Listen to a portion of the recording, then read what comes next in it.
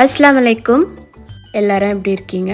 So இன்றைக்கி பார்த்தீங்கன்னா சூப்பரான ஒரு recipe parotta plus veg kurma. Skip பண்ணாமல் ஃபுல்லாக பாருங்கள். ஸோ இதுக்கு வந்து நான் எடுத்திருக்க பிராண்ட் பார்த்திங்கன்னா நாகா வீட் ஃப்ளார் தான் எடுத்திருக்கேன். ஸோ எவ்வளோ வேணுன்றது உங்களோட விஷ் தான். நான் வந்து 3 கப் இதில் வந்து எடுத்திருக்கேன்.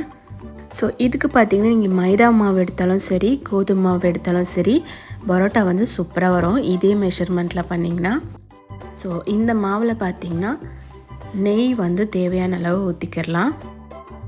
ஸோ பரோட்டாவுக்கு வந்துட்டு அந்த ப்ரௌன் கலரில் வரும் இல்லையா, அதுக்கு வந்து இந்த சுகர் ஆட் பண்ணிக்கிறோம்.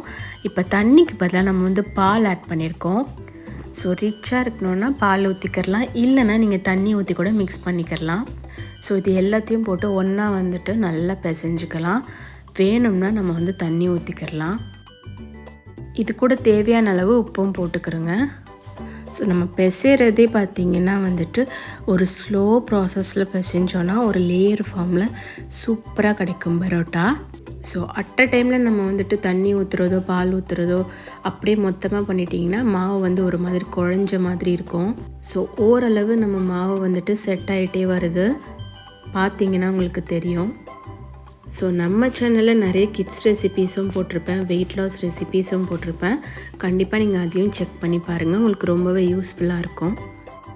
கிட்ஸுக்கு கண்டிப்பாக பரோட்டானா ரொம்பவே பிடிக்கும். அதை வெளியில் வாங்கி தரது எப்போயாவது இருக்கலாம், பட் வீட்லேயும் நீங்கள் ட்ரை பண்ணிங்கன்னா கண்டிப்பாக ஹோட்டலில் மாதிரி நம்மளுக்கு வந்து சாஃப்டான பரோட்டா வந்து கண்டிப்பாக கிடைக்கும். ஸோ இதில் கொஞ்சமாக ஆயில் விட்டுக்கலாம். இப்போ அதே மாதிரி பிசைய ஆரம்பிச்சிடலாம். ஸோ இன்னுமே நல்லா சாஃப்டாக நம்ம பரோட்டா வந்து கிடைக்கும். எங்கள் வீட்டில் எப்படி நாங்கள் ப்ரிப்பேர் பண்ணுறோமோ அந்த ரெசிபீஸ் மட்டும்தான் நம்ம சேனலில் இருக்கும். மந்த்லி ஒன்ஸ் மட்டும் பரோட்டா செய்வோம். அது வந்து கோதுமை மாவு இல்லை மைதா மாவில் செய்வோம். ஸோ பரோட்டாவுக்கு பார்த்திங்கன்னா சால்னா சிக்கன் குருமாவும் அவ்வளோ சூப்பராக இருக்கும், வெஜ் குருமாவும் நல்லாயிருக்கும். ஸோ கிட்ஸுக்காக ப்ரிப்பேர் பண்ணுறோம் அப்படின்றதால ஃபுல்லாக பீன்ஸ் கேரட் போட்ட சூப்பரான குருமா தான் நாங்கள் ரெடி பண்ணியிருக்கோம். நாங்கள் இருக்கிற ஏரியாவில் பார்த்திங்கன்னா செம்ம மழையாக இருக்குது.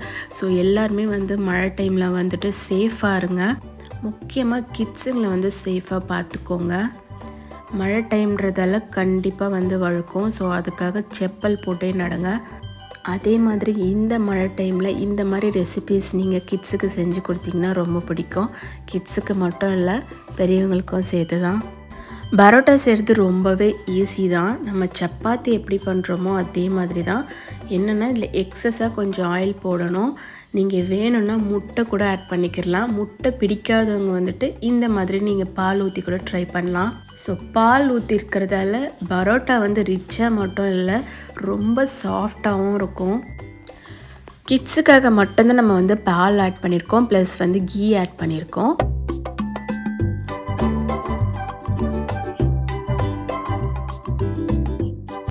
பட் கண்டிப்பாக பரோட்டாவுக்கு வந்துட்டு ஆயில் தான் வேணும். பரோட்டா வந்து சாஃப்டாக வரத்துக்கு வந்து இந்த அடித்து அதை கையை அந்த மாவை போட்டு ஒரு வழி பண்ணுவாங்க.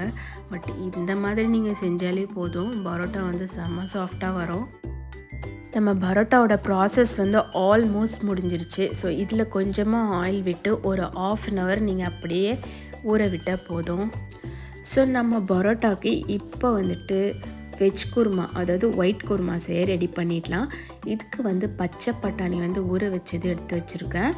தென் வந்து உருளைக்கிழங்கு, ஆனியன் வந்து தேவையான அளவு, கேரட்டு, பீன்ஸு. இது வந்து பார்த்திங்கன்னா ஒரு 5-6 பேர் சாப்பிட்ற மாதிரி நாங்கள் வந்து ப்ரிப்பேர் பண்ணுறோம். ஸோ ஆனியன், உருளைக்கிழங்கு, பச்சை பட்டாணி, கேரட்டு, பீன்ஸு, தக்காளியே வேண்டாம், இது மட்டுமே போதும். இப்போ நம்ம மசாலா அரைக்க ஸ்டார்ட் பண்ணிடலாம். இதுக்கு வந்துட்டு தேங்காய் பத்தை, ஒரு பத்தை தான் போட்டிருக்கோம், கொஞ்சமாக கிராம்பு, பட்டை, ஏலக்காய். ஸோ இதுக்கு வந்து நீங்கள் தனியாக மிளகாய் தூள் அதெல்லாம் ஆட் பண்ண வேண்டாம். ஒரு 10 முந்திரி போட்டுக்கலாம். காரத்துக்கு வந்து ஒரு 4 பச்சை மிளகாய் வந்து ஆட் பண்ணியிருக்கோம். 1 டேபிள் ஸ்பூன் சோம்பு ஆட் பண்ணிக்கலாம். ஸோ கொஞ்சமாக இதுலேயே வந்து நீங்கள் வந்து பொட்டுக்கடலை போட்டுக்கலாம். நான் வந்துட்டு அரைச்சி எடுத்துகிட்டு நான் பொட்டுக்கடலை ஆட் பண்ணிக்கிறேன். ஸோ இது நல்லா பேஸ்ட்டாக அரைச்சி வச்சுக்கோங்க. ஸோ இப்போ வெஜ் குருமா செய்ய ஸ்டார்ட் பண்ணிடலாம். நான் வந்து மண்சட்டியில் தான் பண்ணுறேன். ஸோ தேவையான அளவு எண்ணெய் ஊற்றிக்கிறேங்க.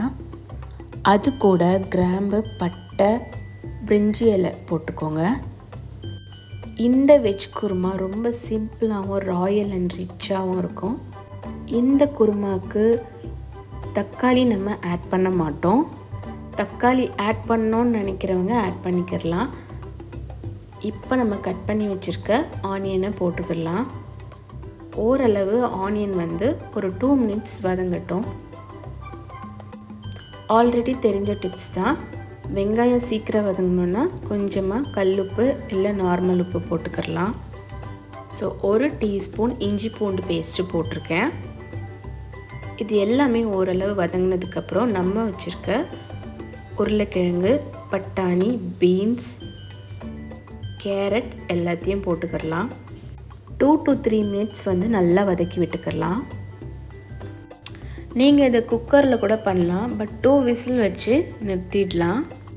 இப்போ நம்ம ஆல்ரெடி ஊற வச்ச பரோட்டா மாவை ஓரளவு இந்த மாதிரி பிசைஞ்சு விட்டுட்டு இப்போது உருட்டி வச்சிடலாம். ஸோ பரோட்டா செய்ய தெரிஞ்சவங்களுக்கு ஓகே, தெரியாதவங்களுக்கு வந்து எப்படி அதை வந்துட்டு பேலிக்கிறது அப்படின்னு பார்க்கலாம். எப்படி பரோட்டா மாவை திரட்டுறதுன்னு பார்க்கலாம். மாவு கொஞ்சமாக எடுத்திங்கன்னா சின்ன பரோட்டாவாக வரும். இன்னும் கொஞ்சம் பெருசாக எடுத்திங்கன்னா இந்த மாதிரி தின்னாக நீங்கள் பெருசாக திரட்டி இப்படி வந்து நீங்கள் வந்து அழகாக உருட்டி எடுத்துக்கிடலாம். இன்னொரு வே பார்த்திங்கன்னா கத்தியை வச்சு இந்த மாதிரி கீறிட்டு ஒன்றுக்கு மேலே ஒன்று இந்த மாதிரி வச்சோம் நீங்கள் ஈஸியாக வந்து உருட்டி வச்சிடலாம். நமக்கு பரோட்டா லேயராக வரணுன்னா இந்த மாதிரி ட்ரை பண்ணி பாருங்கள். பரோட்டா ஷேப்பும் அழகாக கிடைக்கும். இப்போ நம்ம வெஜ் குருமா ஓரளவு காய்கறிலாம் வந்து வெந்து வந்துருச்சு. இப்போ நம்ம வச்சுருக்க அந்த மசாலாவை போட்டுக்கலாம். ஸோ அரைச்சி வச்ச மசாலாவோட அந்த கொஞ்சமாக தண்ணி மட்டும் ஆட் பண்ணிவிட்டு ஒரு 10 மினிட்ஸ் கிட்ட நல்லா கொதிக்க விடுங்க. அப்பப்போ அடி பிடிக்காமல் இருக்க இந்த மாதிரி கிளறி விட்டுக்கலாம். ஸோ இப்போ நம்ம பரோட்டா செய்ய ஸ்டார்ட் பண்ணிடலாம். அதோட நம்ம வெஜ் குருமாவும் ரெடி ஆகிடும். ஸோ அழகாக இந்த மாதிரி சின்னதாக பரோட்டா வந்து நம்ம ரெடி ஆகிடுச்சு. ஸோ அங்கங்கே ஒரு கோல்டன் கலரில் தெரியுதில்ல, நம்ம வந்து சுகர் போட்டதெல்லாம் அது எக்ஸ்ட்ரா கலர் ஆட் ஆகிருக்கு. ஸோ நம்ம பரோட்டா சூப்பர் சாஃப்டாக லேயராக அழகாக வந்திருக்கு பாருங்கள். அதே மாதிரி நம்மளோட ஒயிட் குருமாவும் ரெடி ஆகிடுச்சு. இந்த சூப்பர் சாஃப்டான பரோட்டா ப்ளஸ் ஒயிட் குருமாவை ட்ரை பண்ணி பார்த்துட்டு மறக்காமல் என்னோடய சேனலை சப்ஸ்கிரைப் பண்ணிவிடுங்க.